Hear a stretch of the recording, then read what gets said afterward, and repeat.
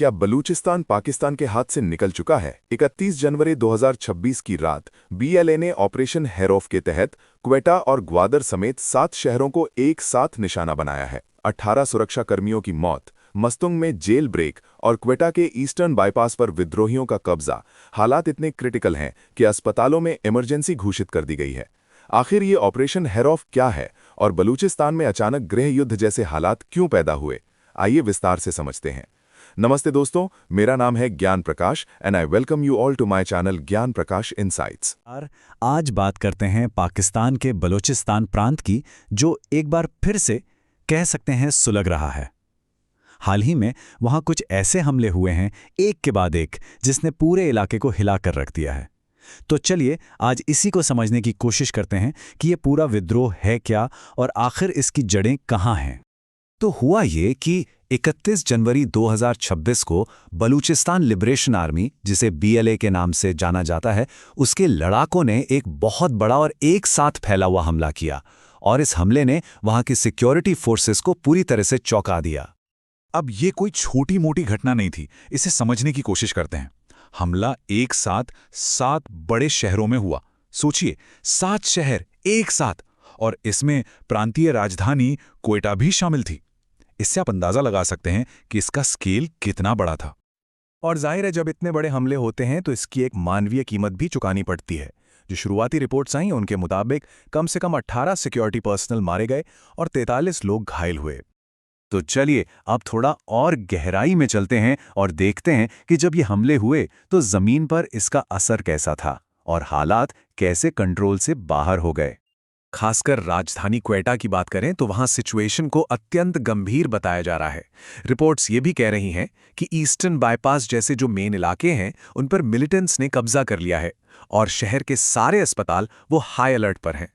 तो अब ये समझना जरूरी है कि ये हमले कहाँ कहाँ हुए, मतलब ज्योग्राफिकली ये कितना फैला हुआ था और कौन कौन सी जगहें इनके निशाने पर थीं।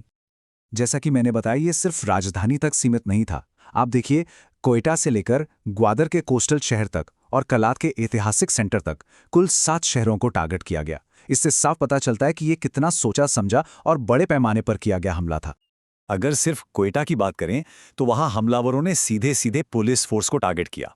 सरियाब रोड पर पुलिस की गाड़ियों पर हमला हुआ और खालिक शहीद पुलिस स्टेशन को भी निशाना बनाया गया। मस्तंग पे तो एक और बड़ी घटना हुई।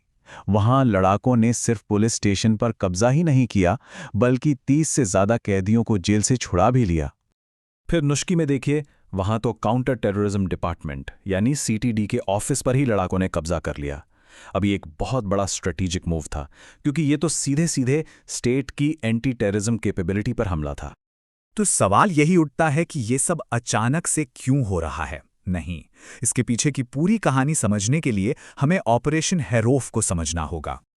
तो दिमाग में यही सवाल आता है ना कि क्या ये हमले बस ऐसे ही बिना किसी प्लान के हो रहे हैं या फिर ये किसी बहुत बड़ी स्ट्रैटेजी का हिस्सा है?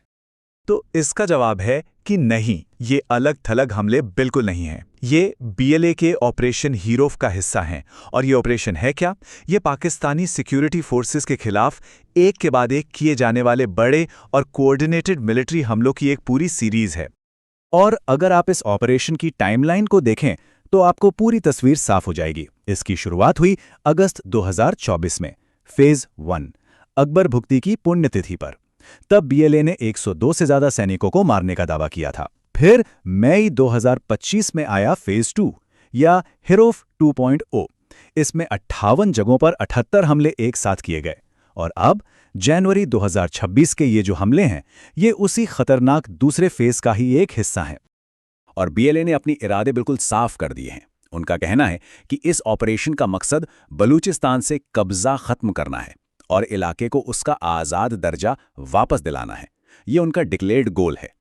लेकिन देखिए, इस पूरे संघर्ष को सिर्फ मिलिट्री हमलों से नहीं समझा जा सकता। कहानी इससे कहीं ज्यादा गहरी है। इसे समझने के लिए हमें उन स्थानीय शिकायतों को भी देखना होगा जो इस आग को लगातार हवा दे रही हैं। मिलिट्री एक्शन के अलावा अशांति की जड़ें बहुत गहरी हैं और ये जुड़ी हैं स्थानीय शिकायतों से, जैसे कि लोगों का जबरदस्ती गायब हो जाना, सिक्योरिटी फोर्सेस का बार बार रात में घरों में घुसकर छापे मारना और लोगों के कीमती सामान छीनने के आरोप। यही वजह है कि लापता नौजवानों की वापसी के लिए लगातार विरोध प्रदर्शन हो रहे हैं। ये सब मिलकर लोगों में गहरा गुस्सा पैदा कर रहा है। इसका एक बहुत बड़ा उदाहरण हमें तुर्बत में देखने को मिला। वहां एक लापता नौजवान के घर वालों ने उसकी वापसी के लिए दबाव बनाने के लिए चीन पाकिस्तान इकोनॉमिक कॉरिडोर यानी सीपेक वाले मेन हाईवे को ही ब्लॉक कर दिया। अब आप सोचिए, इससे ये पता चलता है कि ये जो नागरिक विरोध है ये देश के कितने जरूरी प्रोजेक्ट्स पर असर डाल रहा है। और मामला यहीं नहीं रुकता। वहां के एक्टिविस्ट और लोकल लीडर्स तो सरकार पर बहुत गंभीर आरोप लगा रहे हैं। उनका कहना है कि सरकार नरसंहार जैसी नीतियां अपना रही है और लोगों को हिरासत में लेने के लिए बेहद कठोर कानून बना रही है। ये आरोप दोनों तरफ के बीच भरोसे की कमी को और भी ज्यादा बढ़ा देते हैं। तो कुल मिलाकर अभी की स्थिति क्या है? एक बात तो साफ है कि ये संघर्ष अभी रुका नहीं है। ये एक लगातार बदलती हुई सिचुएशन है। इस वक्त भी बलूचिस्तान के कई इलाकों में गोलीबारी और धमाकों की खबरें आ रही हैं। हालात बहुत ज्यादा नाजुक बने हुए हैं और कुछ भी हो सकता है। और ये सारी बातें हमें एक बहुत बड़े और मुश्किल सवाल के सामने लाकर खड़ा कर देती हैं। जैसे जैसे ये संघर्ष और बढ़ रहा है, बलूचिस्तान का भविष्य आखिर क्या होगा?